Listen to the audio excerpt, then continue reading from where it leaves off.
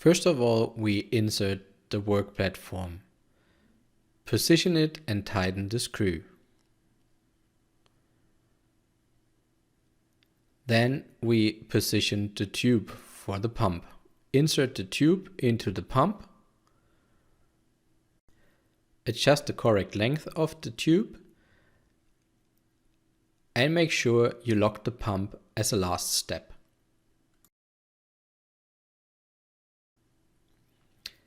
Followed by the splash guard. Then we insert the knife and the protection cover of the knife.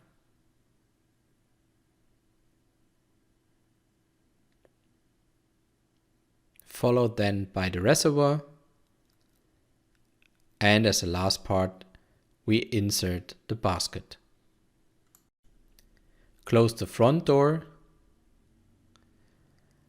and accept the messages on the screen.